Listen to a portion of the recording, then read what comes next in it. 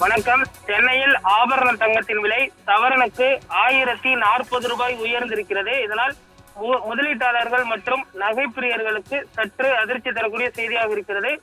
22 carrot ஆபரண தங்கம் கிராமுக்கு 130 உயர்ந்து 14,200 ரூபாய்க்கும், ஒரு சவரன் 1,13,600 ரூபாய்க்கும் விற்பனை ஆகிறது. அதே போன்று வெள்ளியின் விலை 1 கிராம் 270 ரூபாய்க்கும், பார் வெள்ளி 1 கிலோ 2,70,000 ரூபாய்க்கும் விற்பனை வருவது குறிப்பிடத்தக்கது.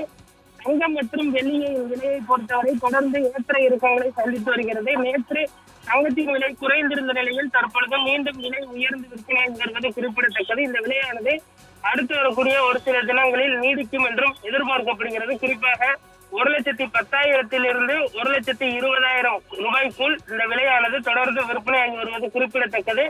இந்த விலை மேலும் பெரிய அளவில் உயர்வதற்கு வாய்ப்பில்லை என்பது தங்க நகை விற்பனையாளர்களுடைய கணக்காக இருக்கிறது. இதனால் தங்கம் வாங்க நினைப்பவர்கள் தங்கம் வாங்கிக் கொள்வதற்கு தற்பொழுது சரியான நேரம் என உத்தேசித்திருக்கின்றனர். அடுத்து வரக்கூடிய ஒரு சில தினங்களில் தங்கத்தின் விலை புதிய உச்சத்தை எப்பொழுது வேண்டுமானாலும் எட்டும் என எதிர்பார்க்கப்படுவது குறிப்பிடத்தக்கது.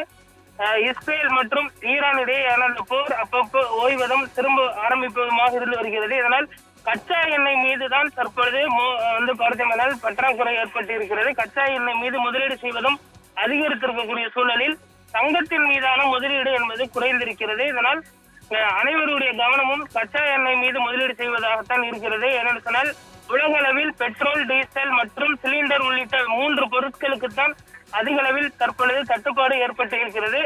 இந்த பிரச்சனை தீர்ந்ததற்கு பிறகு தங்கத்தின் மீது முதலீடு அதிகரிக்கும். அப்பொழுது தங்கத்தின் விலையானது 1,50,000 வரை விலை எட்டக்கூடும் என எதிர்பார்க்கப்படுகிறது.